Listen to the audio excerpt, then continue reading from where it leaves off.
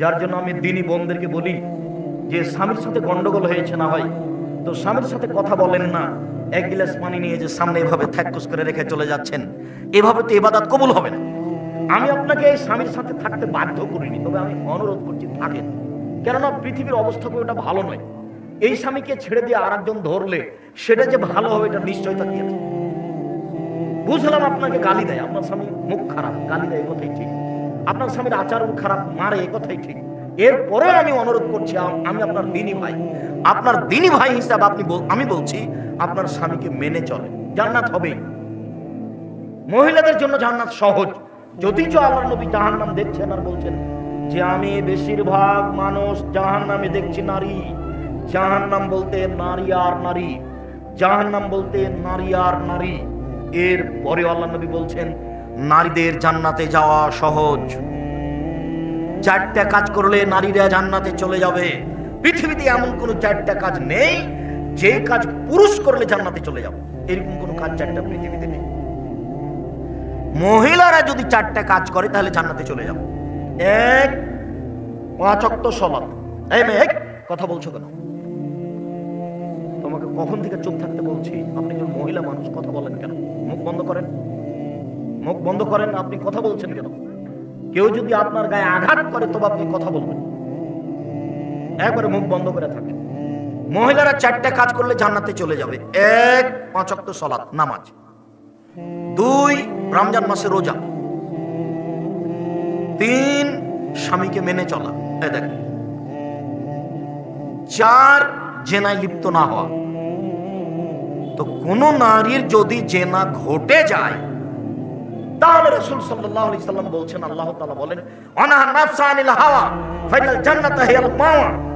কোন মহিলা যদি অশ্লীল কাজ থেকে নিজেকে ঠেকিয়ে দিতে পারে, আজ থেকে আর অশ্লীল কাজে লিপ্ত হব না, এই বলে যদি কোনো পুরুষ নারী নিজেকে ঠেকিয়ে দিতে পারে, আর করবে না, তাহলে আল্লাহ বলছেন আমি তাকে জান্নাতুল মাওয়া দিলাম। আপনার হয়েছে, ভুল হয়েছে, আপনি বন্ধ করেন। 4টা কাজ করলে আপনার জন্য জান্নাত সহজ। 1, 5 ওয়াক্ত সালাত।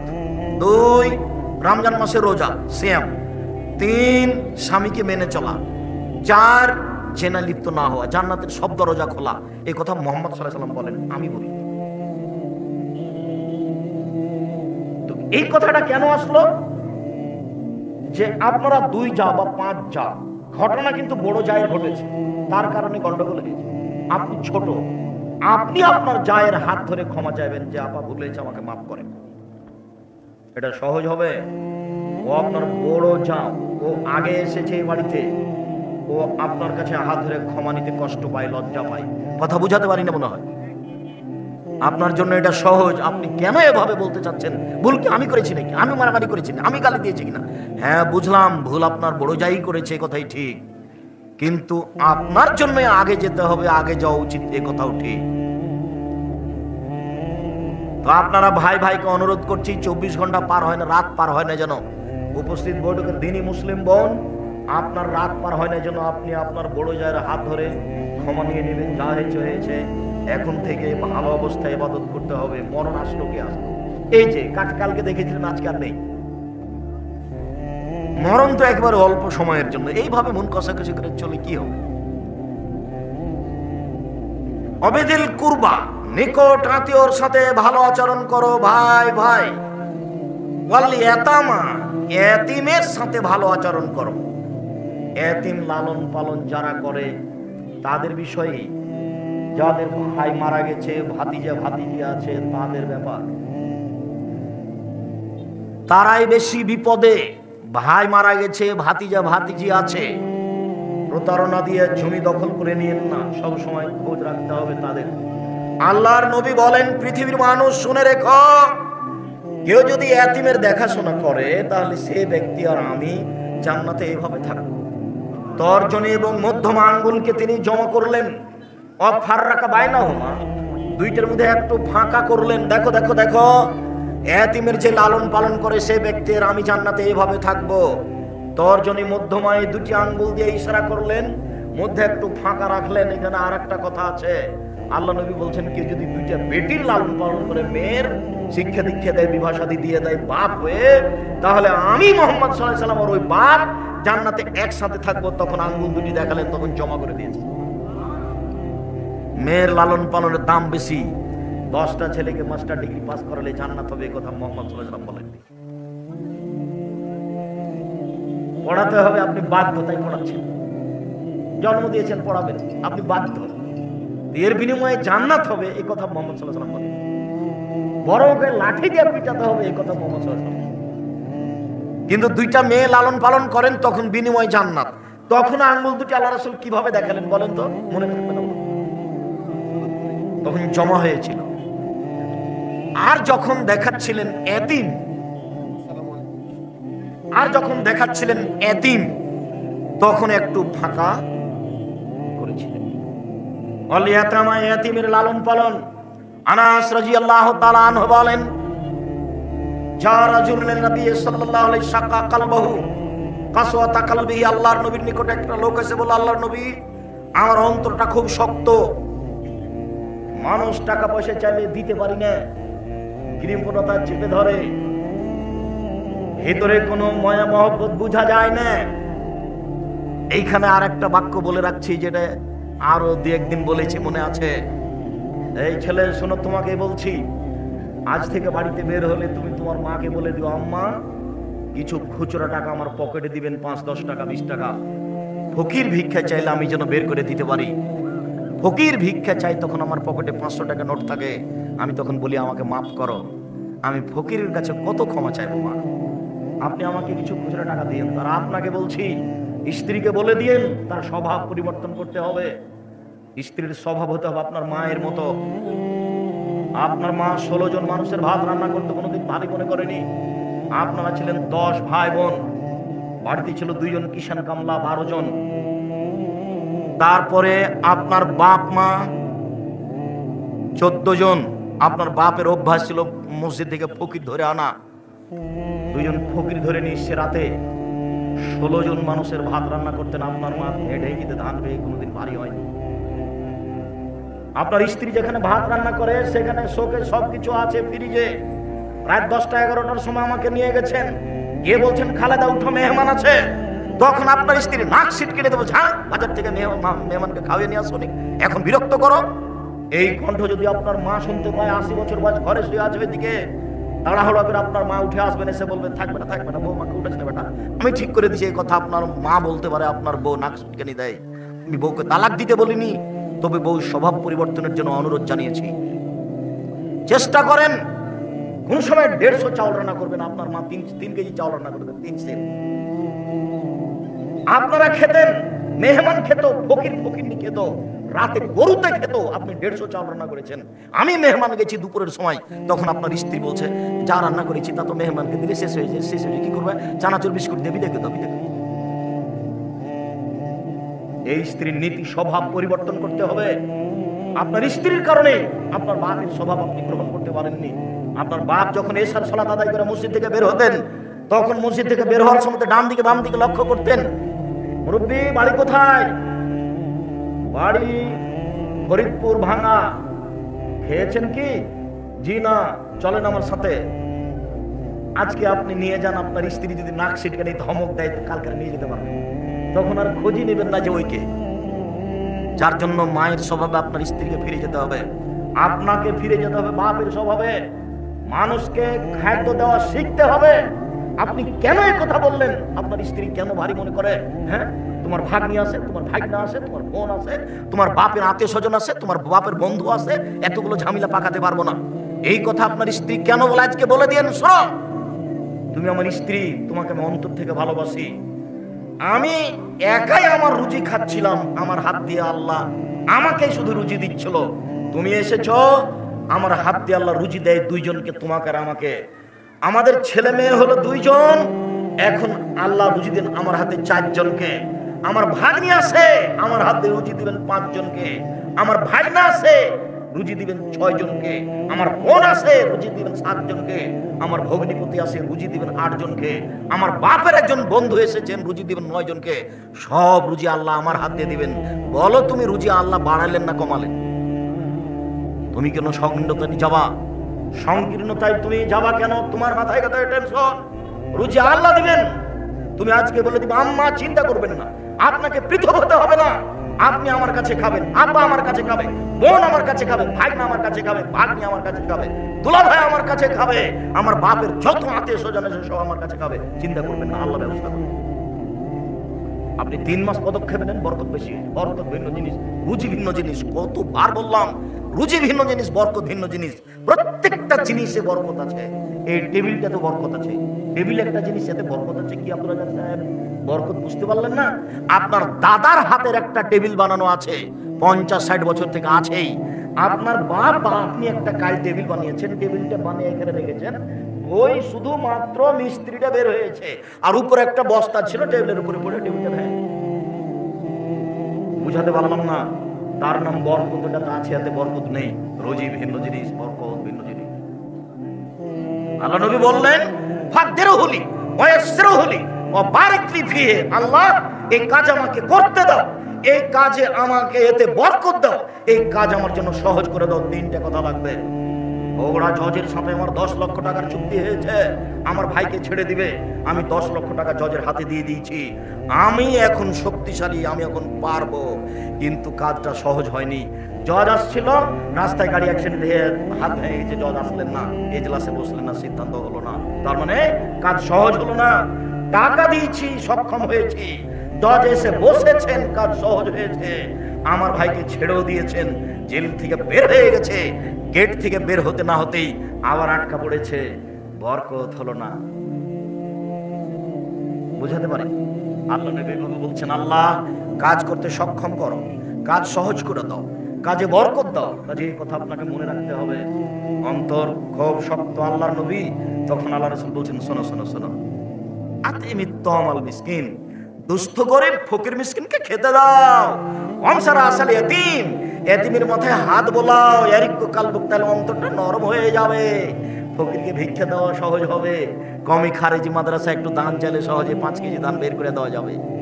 আবার তখন কাজের লোককে বলা যাবে না, এই শোনো, ওই চিটা পাতন ধানগুলো আছে, আসলে 10 কেজি দিয়ে দিস তো। এটা আপনার আর তখন অন্তর থেকে আসবে না। কেন? উপর থেকে ওটা বন্ধ হয়ে গেছে। বুঝাতে পারলাম না মনে হয়? অন্তর নরম হবে 2 কাজ করলে। কি? 1, আমি বলিনি, মুহাম্মদ সাল্লাল্লাহু আলাইহি ওয়াসাল্লাম বলেছে, 1 ফকির মিসকিনকে খেতে দাও, 2 এতিমের মাথায় হাত বলা। যেটা আমার মা চাচি, আপনার মা চাচি বলতেন, এতিমের মাথায় হাত দাও, এটা আল্লাহ রাসূলের কথা, এমনি স্বাভাবিক কথা নয়। আলিয়াতামা ওয়াল মাসাকিন, ফকির মিসকিনকে খেতে দাও, ওর সাথে সদাচরণ করো। ফকির মিসকিনকে খেতে দিলে একসাথে 3টা নেকি হবে, 3টাই জটিল। 1 কাল মুজাহিদ, যুদ্ধ করলে যে নেকি হয়, ফকির মিসকিনকে খেতে দিলে সে নেকি হবে। 2 আল কায়েম, রাতে তাহাজ্জুদ পড়লে যে নেকি হয়, ফকির মিসকিনকে খেতে দিলে সে নেকি হবে। 3 আস-সায়েম, নিয়মিত নফল রোজা থাকলে যে নেকি হয়, ফকির মিসকিনকে খেতে দিলে সে নেকি হবে। প্রত্যেকটার বিনিময়ে ভিন্ন ভিন্ন জান্নাত। মুজাহিদ জান্নাতে চলে গেছে, রাতে তাহাজ্জুদ পড়ে জান্নাতে চলে গেছে, মানুষ যখন ঘুমিয়ে, দামি জান্নাত। 3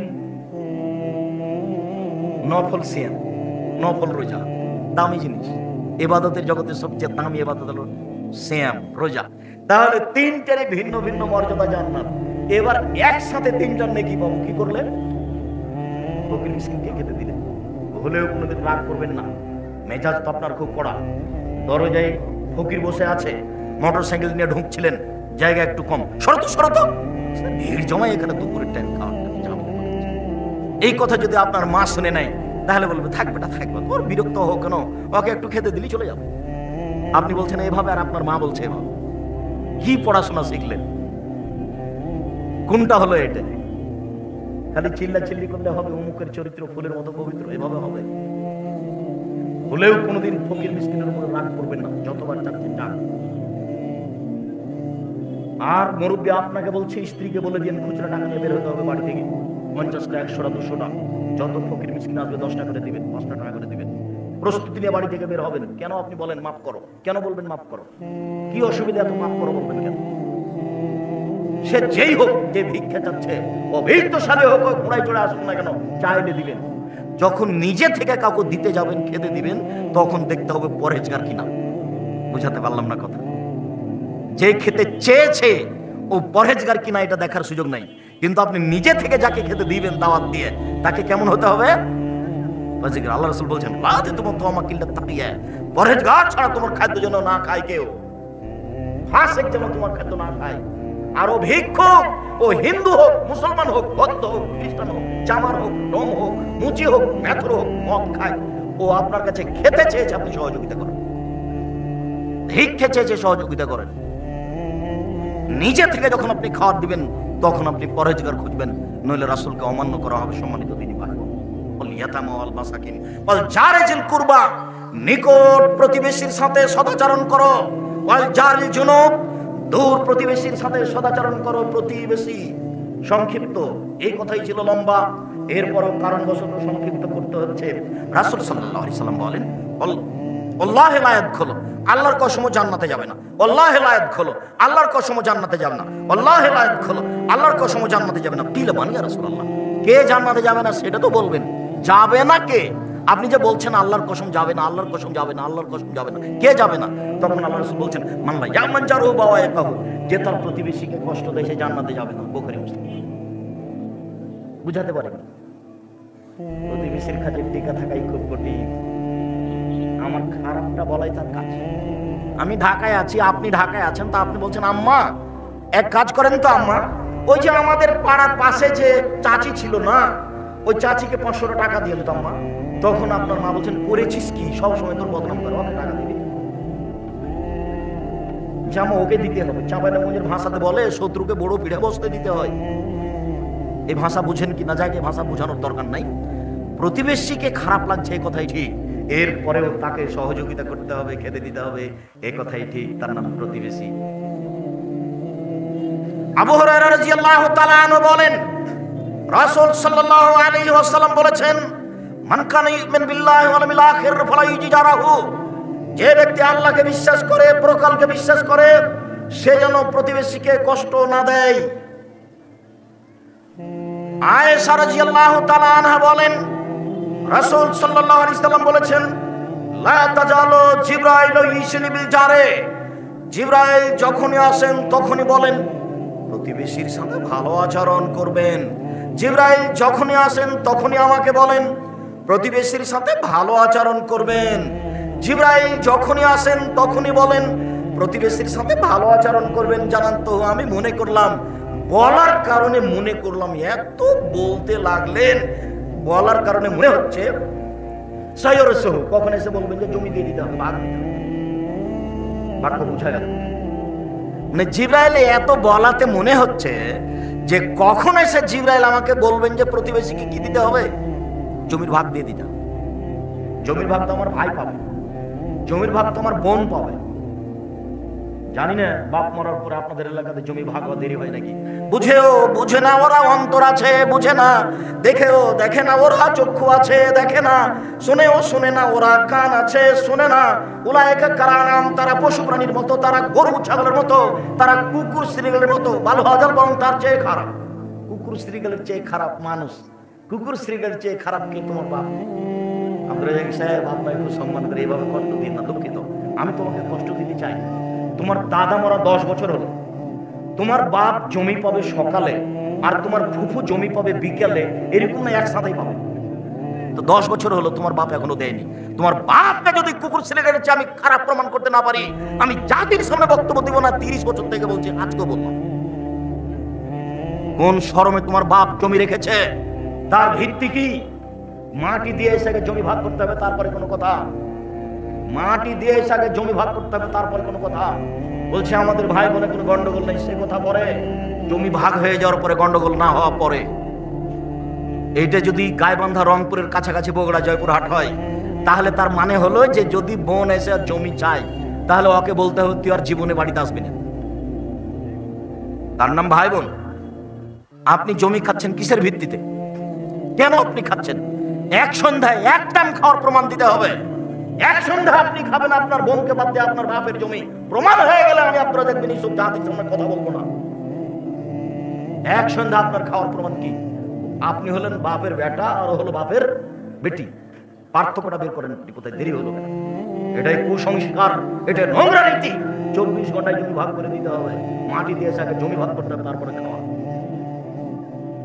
অর্থ সম্পদ ভাগ করতে হবে। আপনি আপোষ করতে পারেন, বোনেরাকে বলতে পারেন যে আপা এটা তো আমরা বাপের ভিটাতে বাড়ি বাস করে আছি, এখানে আপনাদেরকে দিলে তো আমাদের বসবাসে অসুবিধা হবে, তো দেখেন অন্য জায়গাতে এর পরিবর্তে আপনারা নেন, তখন একটা বুঝ ভাই বোন মিলে হবে, সেটা ভিন্ন জিনিস।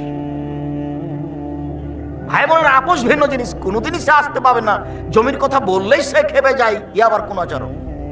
বুঝেও বুঝে না ওরা, অন্তর আছে বুঝে না, দেখেও দেখে না ওরা, চক্ষু আছে দেখে না, শুনেও শুনে না ওরা, কান আছে শুনে না, ওরা একা কালানাম, তারা পশু প্রাণীর মতো, তারা গরু ছাগলের মতো, তারা কুকুর স্ত্রীগণের মতো, বাল হওয়া এবং তার চেয়ে খারাপ। এ কথা আমি বলিনি, এ কথা আল্লাহ বলছেন। সম্মানিত দিনী ভাই, আবু হুরায়রা রাদিয়াল্লাহু তাআলা আনহু বলেন, রাসূল সাল্লাল্লাহু আলাইহি ওয়াসাল্লাম বলেছেন, আউয়ালু খাসমি ইয়াউমাল কিয়ামাত জারা, বিচারের মাঠে প্রথম দুইজনের বিচার হবে সেটা দুই প্রতিবেশী।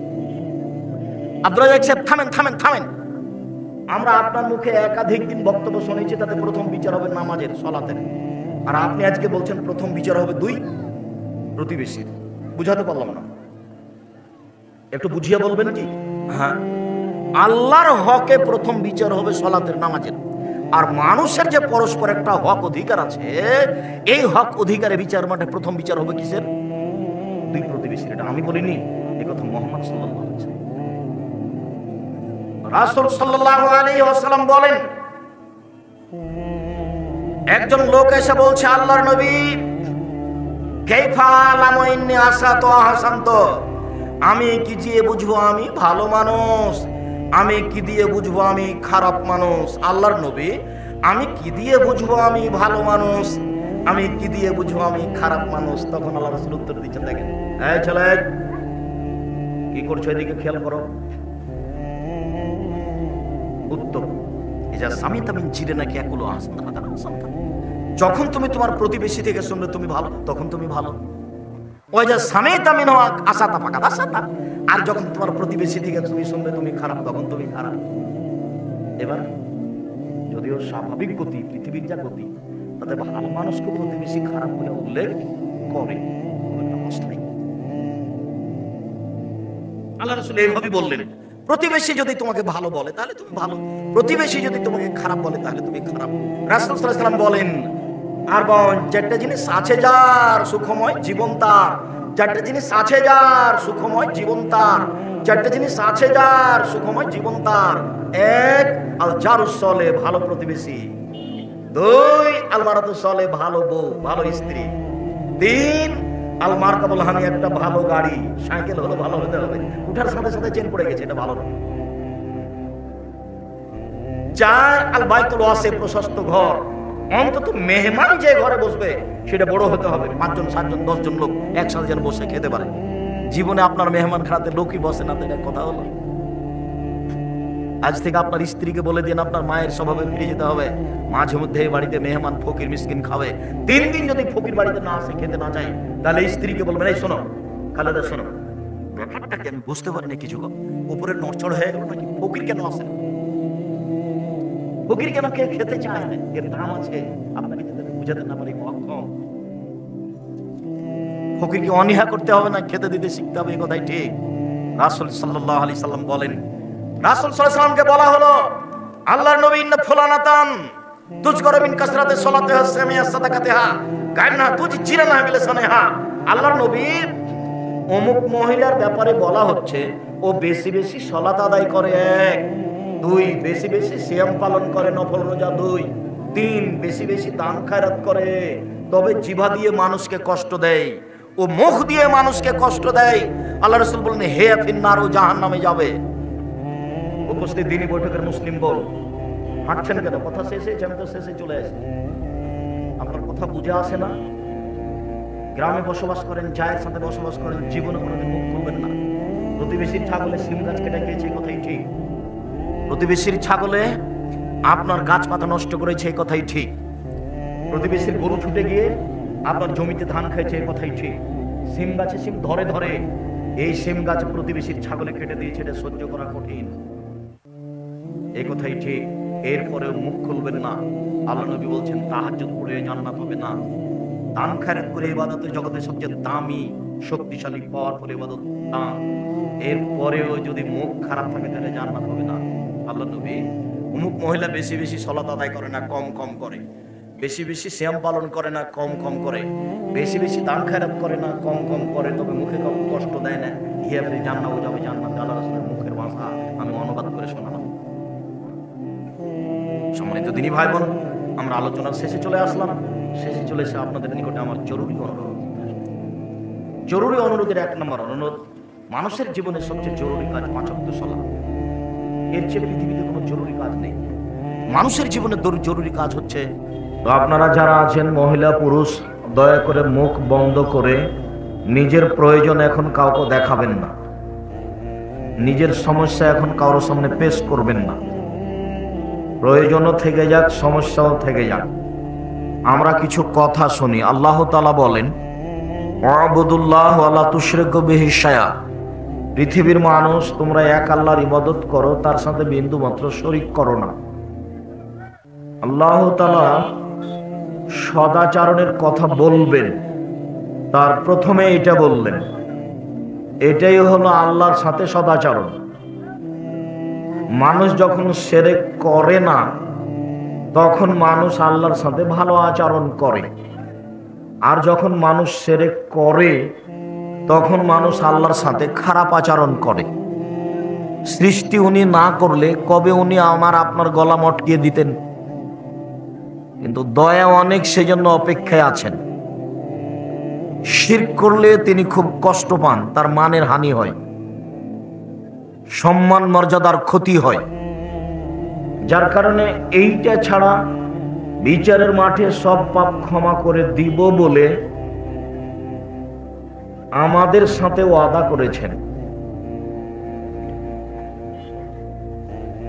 একদা আল্লাহর নবীর পিছনে মুআয ইবনে জাবাল বসে আছেন, গাধার উপরে 2 জন আছেন, আল্লাহর নবী আর মুআয ইবনে জাবাল, একজন সাহাবী, বিশিষ্ট সাহাবী। তো গাধাই তো ছোট প্রাণী, তো 2 জন আছেন মানে একেবারে গায়ের সাথে গাও লেগে আছেন। আল্লাহর নবী আগে বসে আছেন, পিছনে মুআয ইবনে জাবাল বসে আছেন। তো আল্লাহর নবী বলছেন মুআয, তো মুআয ইবনে জাবাল পিছন থেকে বলছেন লাব্বাইক ওয়া সাদাইক, জি আল্লাহর নবী আমি প্রস্তুত, বলেন। তো আল্লাহ রাসূল কথা না বলে আবার বলছেন মুআয, তো মুআয ইবনে জাবাল বলছেন লাব্বাইক ওয়া সাদাইক, জি আমি প্রস্তুত, বলেন। আবার বলছেন মুআয, তো মুআয বলছেন লাব্বাইক ওয়া সাদাইক, জি আল্লাহ রাসূল আমি প্রস্তুত, বলেন। পিছনে আছেন, তার মানে আল্লাহর নবী যে কথাটা বলবেন সেটা যেন মিস না হয়, সেটা যেন মুআয ইবনে জাবাল ভুলে না যান, যার জন্য সতর্ক করে নিচ্ছে। একই জায়গাতে আছে। আর সাহাবীগণ আল্লাহর নবীর কথা মানার ব্যাপারে, আল্লাহর নবীর কথা মানার ব্যাপারে এত প্রস্তুত, এত প্রস্তুত, এত প্রস্তুত যে বলা লাগে না। দেখবেন 1 মিনিট, বলা লাগে না। আল্লাহ আব্দুর রাজ্জাক সাহেব দেখান তো, বলা লাগে না, তবুও মানেন। দেখবেন আল্লাহ রাসূল ইমামতি করছেন, সালাত চলছে, তো আল্লাহ রাসূলের জুতাতে ময়লা ছিল, জুতা পায়ে দিয়ে সালাত আদায় করা যায়, হাদিস বুখারী মুসলিম। জুতা যদি পরিষ্কার থাকে তার, তো আল্লাহ রাসূল জুতা পায়ে দিয়ে সালাত আদায় করছেন, তো জুতাতে ময়লা আছে। তো জিবরাইল আলাইহিস সালাম এসে বলছেন ফাকলা না, আপনি জুতা খুলে দিন, জুতায় ময়লা আছে। তো আল্লাহ রাসূল জুতা খুলে দিয়ে সালাত আদায় করছেন। তখন সালাম ফেরার পরে দেখছেন যে সাহাবীগণ জুতা খুলে দিয়েছে। তো আল্লাহ রাসূল বলছেন আরে কি ব্যাপার, তোমরা জুতা খুলেছো কেন?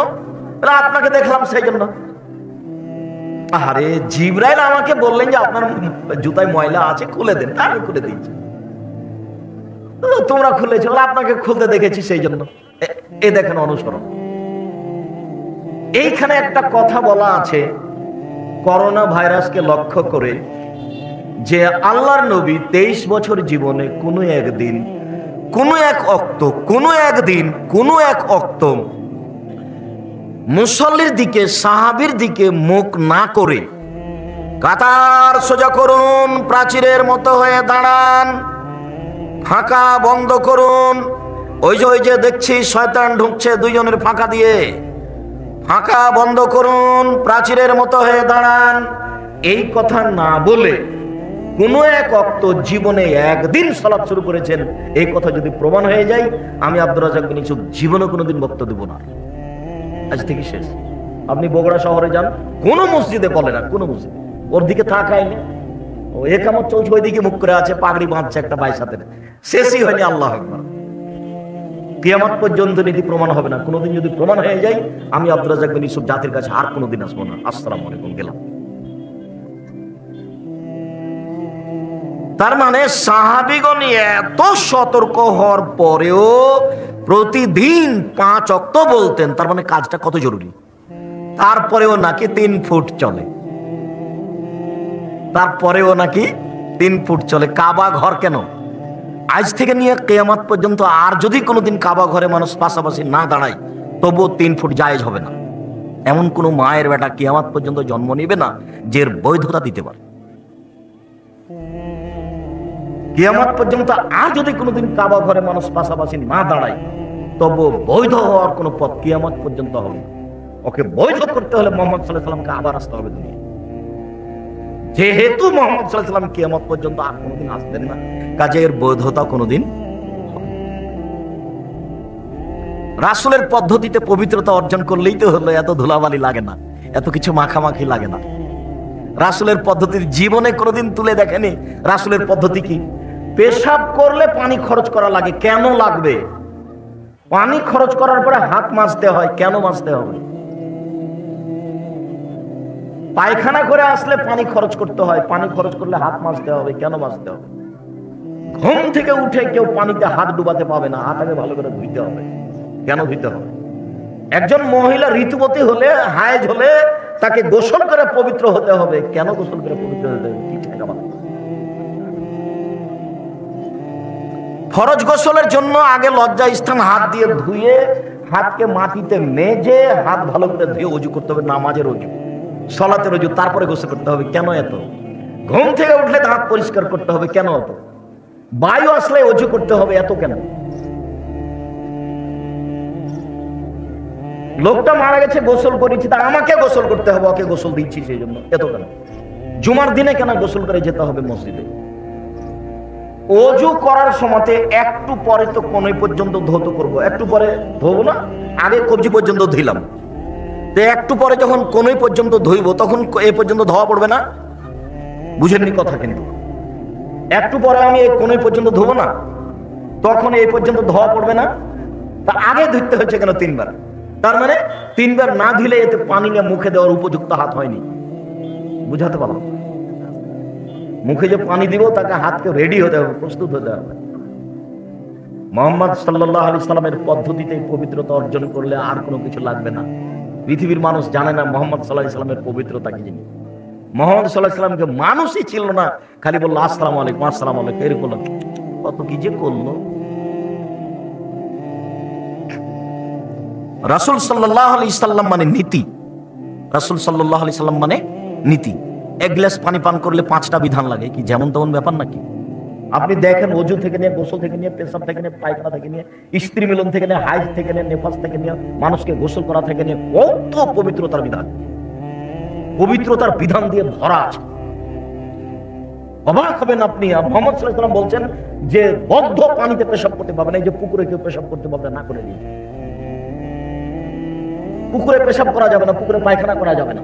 আর মহিলাদের নীতি হচ্ছে, ও গোসল করতে পুকুরে নামলে তাকে পেশাব করতে হবে, পেশাব করতে বাধ্য। এটা নীতি।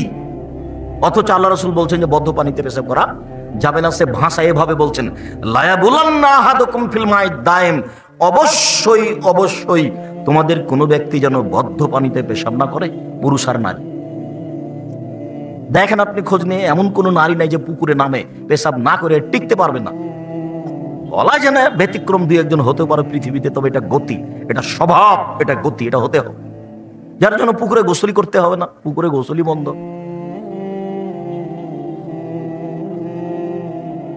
তো ফরজ গোসল তাহলে অপবিত্র অবস্থায় সেখানে নেমে করা যায় কি করে? এখানে পেশাব চলে না, যেখানে পায়খানা চলে না।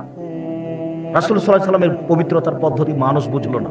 বলছিলাম সম্মানিত দিনী ভাই বোন, রাসূল সাল্লাল্লাহু আলাইহি সাল্লামের নীতি সাহাবীগণ মেনে চলার জন্য কত প্রস্তুত ছিল বলা লাগে না।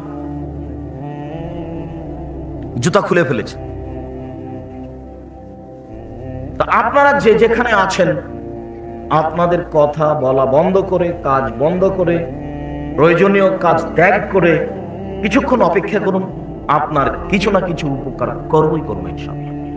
শুধু আপনার জন্য এসেছে। দয়া করে কোনো কাজ দেখাবেন, মহিলা হন আর পুরুষ হন। আর মহিলা মানুষ এসেছেন 10 মিনিট বসে ঢং ঢং করে হেঁটে চলে যাবেন কেন? আমি তো আপনার জন্য এসেছি। যতই কষ্ট হোক, ছেলে কাঁদুক, হইচই হোক, আপনি মুখখান বন্ধ করে আমার দিকে চেয়ে থাকবেন এক খেয়ালে। মুখটা বন্ধ করে এক খেয়ালে চেয়ে থাকবেন, আপনার উপকার করাই চাচ্ছি। আর তোমরা যারা যুবক আছো, রাস্তাঘাটে দোকানপাটে বসে আছো কেন? দোকানপাটে আজকে বসে চা খাচ্ছ কেন? হুঁশ বুদ্ধি হবে কখন? নির্বাচন করে করে কি বোকা হয়ে গেলে? মানুষের পিছনে দৌড়িয়ে, মানুষের পিছনে ছুটে ছুটে কি বুদ্ধি কমে গেল? যদি আল্লাহ নবী বলেছেন যে কাইফাবে কমাবে জামানিন, তোমাদের কি হবে, যুগের কি হবে, তোমাদের কি হবে, যুগের কি হবে, তোমাদের কি হবে, যুগের কি হবে। এই যে ওকে তুমি হোসালাতে মিনান নাস, যেদিন তোমরা থাকবে আগাছার মাঝে, মানে সমাজে কোনো বুদ্ধিমান মানুষ থাকবে না, সবাই হবে আগাছা। আমরা চাঁপাইনবাবগঞ্জের মানুষ আগাছা মানে ঘাসকে বলি, গাছ মানে ধান, আর ধানের সাথে যেটা নিড়ে ফেলে তার নাম হলো আগাছা। তো আমরা নাকি আগাছা হয়ে যাব, এ কথা মুহাম্মদ সাল্লাল্লাহু আলাইহি ওয়াসাল্লাম বলেন, হাদিস বুখারী। বলে তোমার কি হবে, যুগের কি হবে, যখন তুমি থাকবে আগাছার মাঝে। আমি বক্তব্য দিচ্ছি আর ওই দোকানপাটে বসে আছে, এরই নাম আগাছা। ও তো জানে যে আব্দুর রাজ্জাক সাহেব এখন কথা বলছেন, কি দেখাতে চাই, কি বুঝাতে চাই? ও নাকি ক্লাস 10-এ পড়ে। ক্লাস 10-এ পড়ে মানে ওইদিকে 6 বছর, এদিকে 10 বছর, 16 বছর বয়স, দেশ চালাতে পারবে এরকম বয়স হয়ে গেছে, হুঁচলার মতন বসে আছে। হুঁশ বুদ্ধি বিবেচনা সব হারিয়ে দিয়েছেন, আগাছা।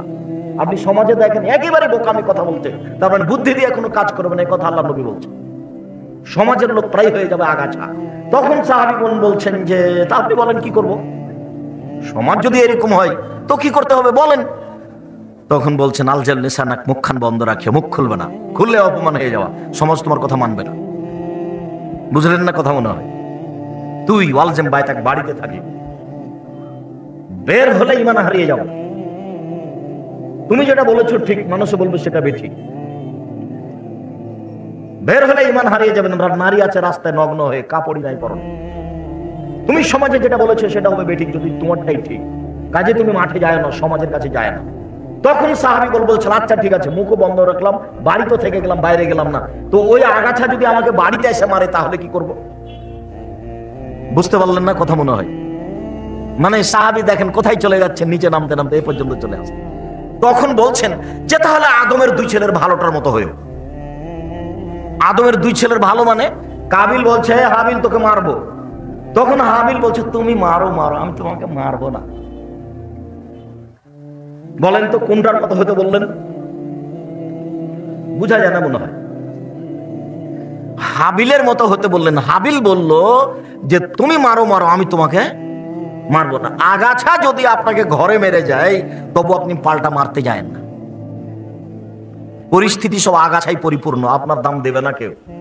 আপনি হক আদায় করতে চাইলে কেউ হক দিবে না, কেননা মিথ্যাটাই সত্য, মিথ্যাটাই সত্য।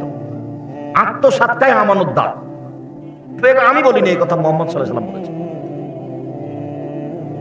সম্মানিত দিনী ভাই, এক আল্লাহর ইবাদত করেন, তার মধ্যে বিন্দু মাত্র শরীক করবেন না। মজ জি আমি প্রস্তুত বলেন, মজ জি আমি প্রস্তুত বলেন, মজ জি আমি প্রস্তুত বলেন। এখান থেকে কথা এসেছিল, পাছে একবারে পিছনে লেগে আছে, এত বলতে হবে কেন? তার মানে উনি যেটা বলছেন সেটা ধরে রাখতে হবে। বলতে পারো মজ মাহাকুল্লাহ হাক্কুল ইবাদ, আল্লাহর কাছে আমরা কি পাই আর তিনি আমাদের কাছে কি পান, আমরা কি পাই আর তিনি কি পান, পাল্টা পাল্টি পাওনা কি বলতে পারো? জি না, বলতে পারি না, আল্লাহ এবং আল্লাহ রাসূল ভালো জানেন। তখন আল্লাহ রাসূল বলছেন মজ শোনো শোনো, তিনি পান, শিরক করব না, এটা তার পাওনা। আজ থেকে বলতে পারি কি যে আল্লাহর পাওনা কি আমাদের কাছে? শিরক না করা। আমরা কি পাই? শাস্তি দিবেন না, আপনি শাস্তি দিতে পাবেন না, জাহান্নাম সরিয়ে রাখেন, আমাদের হবে না। তো ঠিক আছে আমারটা দাও, আমারটা আগে তোমাদেরটা পরে। তো বলেন তো কারটা আগে? আল্লাহরটা। সেটা কি? শিরক না করা। তখন পরেরটা কাদের? আমাদের। ও তো বলা লাগবে না, আল্লাহ রাসূল বলেছেন মান মাতাবি লাম ইউশরিক বিল্লাহ ফাদাখালাল জান্নাহ, কে যদি শিরক না করে মারা যায় তাহলে জান্নাতে চলে গেছে, হাদিস বুখারী। আর আনাস রাদিয়াল্লাহু তাআলা বলছেন হাদিসে কুদসি, আল্লাহ রাসূল বলছেন যে আল্লাহ তাআলা বলেন ইয়া ইবনা আদম, এ আদমের ছেলে মেয়ে শোনো, মা দাওয়াতানি ওয়া রাজাউতানি, তুমি যেভাবে ডাকো আমি সেভাবে থাকি, আদমের ছেলে মেয়ে শোনো, তোমরা যেভাবে ডাকো আমি সেভাবে থাকি, তোমরা যেভাবে আশা পোষণ করো আমি সেভাবে পূর্ণ করে থাকি, তোমরা যেভাবে আশা পোষণ করো আমি সেভাবে পূর্ণ করে থাকি। ফাস্তাগফারতানি গাফারতু লাকা ওয়ালা উবালি, ক্ষমা চাইলে ক্ষমা করে দেব, পরোয়া করি না তুমি কত বড় পাপী। ক্ষমা চাইলে ক্ষমা করে দিব, পরোয়া করি না তুমি কত বড় পাপী। আমি পরোয়া করি না তুমি কত বড় পাপী, তুমি একটু বলো না। আদমের ছেলে মেয়ে শোনো, তোমার পাপ যদি বেশি হতে হতে আকাশে লেগে যায়, পাপ আর পাপ, আকাশ জমিন পরিপূর্ণ হয়ে আছে। ফাস্তাগফারতানি, এরপরে যদি আমাকে বলো ক্ষমা করে দাও, গাফারতু লাকা ওয়ালা উবালি, আমি তোমাকে ক্ষমা করে দেবো, আমি পরোয়া করি না তুমি কত বড় পাপী, আমি পরোয়া করি না তুমি কত বড় পাপী, তুমি একটু বলো না। বিচারের মাঠে আল্লাহ আমাদের সামনে আবার আসবেন। এই দুই বাক্য হলো পৃথিবীতে। বিচারের মাঠে আল্লাহ আবার আমাদের সামনে আসবেন, এসে বলবেন ইয়া ইবনা আদম লা আতাইতানি বিকুরাবিল যে খাতায়া। আজকে তোমরা উপস্থিত হয়েছো বিচারের মাঠে পাপ নিয়ে, পাপ আর পাপ, আকাশ জমিন পরিপূর্ণ হয়ে আছে পাপে। শোনো, আমি এসেছি তোমার পাপ সময় পূরণ ক্ষমা নিয়ে। তোমার যে পরিমাণ পাপ আমার সেই পরিমাণ ক্ষমা, তোমার যে পরিমাণ পাপ আমার সেই পরিমাণ ক্ষমা। তোমার পাপ যত আমার ক্ষমা তত, যদি শিরক না থাকে। এটা হলো বাংলাদেশ, যেটা বিপদ সীমার উপর দেশ শিরক চলে। কলেজ, ইউনিভার্সিটি, শিক্ষা প্রতিষ্ঠান, মাদ্রাসা, মক্তব, অফিস, আদালত, কোর্ট কাছারি, এমন কোনো জায়গা নাই যেটা শিরক মুক্ত আছে, সব শিরক দিয়ে জড়া। শিক্ষা প্রতিষ্ঠানের নিয়ম নীতি, কলম, সব কিছু শিরক দিয়ে জড়া, একবারে শিরকে ডুবে আছে। বেস্ট ট্রাভেলস গাড়িটা ছুটলো ঢাকা থেকে, সূর্য ডুবার সাথে সাথে গাড়িতে আলো দিয়ে দেওয়া হলো। এই ছেলে শোনো, সুপারভাইজার এই শোনো, এত তাড়াতাড়ি গাড়িতে আলো দিলে কেন? আমার মহাজন বলেছে সূর্য ডুবার সাথে সাথে গাড়িতে আলো দিতে হবে, এটা হিন্দুদের নীতি। আপনার মায়ের সামনে আপনি এখনই চুলাতে পা দেন, চুলা বুঝেন কি? পা দিয়ে দেন। আপনার মা যে কুলাতে চাউল ঝাড়ছে ওই কুলাতে আপনি পা দিয়ে দেন, আপনার মা কি বলে বুঝেন কথা মনে? আপনার মায়ের সামনে আপনি গরুকে লাথি মারেন, দেখি আপনার মা কি বলে? তার মানে আপনার মায়ের শরীর, হাত, মন, পেট একবার সেরেকে ভর্তি হয়ে, সবই সেরে। আপনার বাপ যদি এখনই মারা যায়, তাহলে আপনার মা হাতে হাতে নাক খুলে দেবে, গয়না যা আছে। এটা যদি হিন্দুদের নীতি থাকলো, কাপড় খুলে দেওয়া তো সেটাও খুলে দিবে। কেননা হিন্দুদের নীতি, স্বামী মারা গেছে নাক খুলতে হবে কেন? এই কোন ধরনের নীতি? 4 মাস 10 দিন নতুন পোশাক পরা যাবে না, সাজগোজ করা যাবে না বিবাহ বসার জন্য, এইটা আল্লাহর রাসূল নিষেধ করেছেন। কিন্তু স্বামী মারার সাথে সাথে নাক খুলতে হবে, আবার কোন কথা? মানুষ মারা গেলে 4 দিনের দিন, 40 দিনের দিন গরু জবাই করেছে, 4 দিনের দিন করলো শিরক, 40 দিনের দিন করলো শিরক। আর যারা খাচ্ছে সবাই তো ধনী মানুষ, আর এটা তো হচ্ছে মানুষের ময়লা, এটা তো খেতে পারে না সবাই। সাদকা কিসের ময়লা? মানুষের ময়লা। হাসান রাদিয়াল্লাহু তাআলা আনহু একটা সাদকার খেজুর মুখে দিয়ে দিয়েছে, আল্লাহর নবী লাফ দিয়ে উঠেছে, মুখের ভিতরে আঙ্গুল ঢুকিয়ে ঠিক বের করো, বের করো, আমার সাদকা তুমি জানো না? সাদকা হচ্ছে মানুষের ময়লা, সাদকা আমার জন্য হারাম, আমার বংশের জন্য হারাম, আমার বাড়িতে যে কাজ করে তার জন্য হারাম। আমি খাই না, আমার বংশ খায় না, আমার কাজের লোক খায় না, তুমি সাদকার জিনিস মুখে দিলে মানে? তো তোমার বাপের নামে যে গরু জবাই করেছো, যারা খেতে এসে তারা যে গাড়ি নিয়ে এসছে, ওরা নাকি বগুড়ার ধনী মানুষ। ধর্ম পাগল হয়ে গেছে। নওগাঁ জেলাতে এসে, বগুড়াতে এসে ধর্ম কি হয়ে গেছে? পাগল হয়ে গেছে।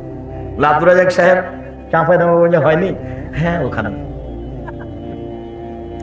চাঁপাইনবাবগঞ্জ জেলাতে বিবাহের এমন একটা নীতি নাই যেটা জায়েজ। আমি 30 বছর থেকে বলে আসছি, বিবাহের এমন একটা নীতি নাই চাঁপাইনবাবগঞ্জ জেলাতে যেটা জায়েজ, সবই হারাম। আর যেটা বগুড়া গাইবান্ধাতে আছে সেটা আরো এক অবাক লাগে, মনে হচ্ছে যে হিন্দুদের নিয়ম। বর যাত্রী বসে আছে, কিছু লোক গেছে মেয়েটার কাছে বিবাহ পড়াতে, তো ওখানে কিছু চ্যাংড়া যুবক গেছে। তো কাজী সাহেব, মাওলানা সাহেব বলছেন অমুক নিবাসী অমুক, এত টাকা নগদ, এত টাকা বাকি, তোমাকে বিবাহ করতে এসেছে, তুমি তাকে স্বামী সত্ত্বে কবুল করো। তখন মেয়েটি বলছে কবুল করলাম। তখন ওই বলছে তোমরা শুনেছো, তোমরা শুনেছো, আপনারা শুনেছেন? বলে জি হ্যাঁ শুনেছি। তো হলো, 3 বার করলো। তারপরে এখানে আসলো, এখানে এসে লোকগুলো দাঁড়িয়ে আছে। আমি জানি না আপনাদের বৈঠক কেমন, আমি এরকম দেখেছি গাইবান্ধায়, বগুড়ায়। তো সবাই দাঁড়িয়ে আছে, এখন বসে থাকা লোকগুলি বলছে আপনারা কে? আমরা এই বিবাহের উকিল।